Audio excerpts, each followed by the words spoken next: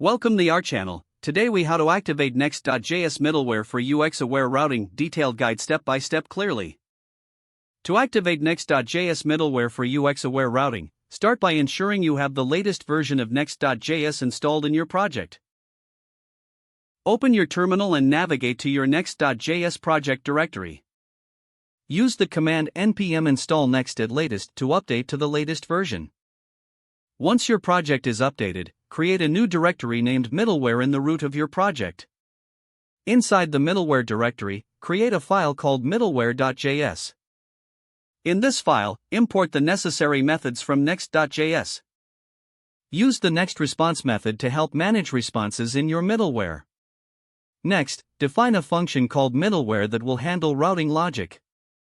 Within this function, retrieve the requested URL using request.nextURL. Determine which pages you want to apply UX-aware routing to. Implement conditionals to check the requested URL and modify it if needed. Use the nextResponse.redirect method to redirect users to the desired page.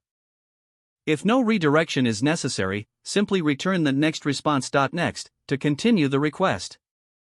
Next, export your middleware function so that Next.js can use it. To apply the middleware to your application, create or modify the next.config.js file in the project root. In the next.config.js, add a middleware entry point to specify that the newly created middleware file should be used. You can define specific paths for the middleware to activate on using the matcher property. Finally, test your middleware by starting your development server with npm run dev.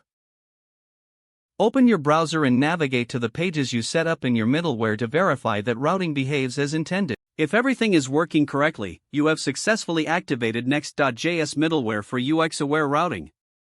If the page does not load, refresh the browser or try again in a private or incognito window. Make sure you are using the correct email address, then retype it carefully to avoid small typos.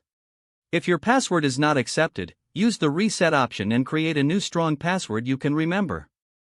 Check your spam folder for verification or security emails, then complete any requested confirmation steps. Enable two-factor authentication if available to improve account security and reduce unauthorized access risk. After signing in, review your profile details so your contact information and settings are accurate and current.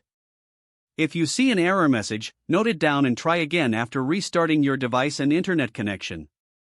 Log out when you finish, especially on shared devices, to keep your account and payment information secure. Don't forget to like this video and subscribe to our channel for more step-by-step tech guides.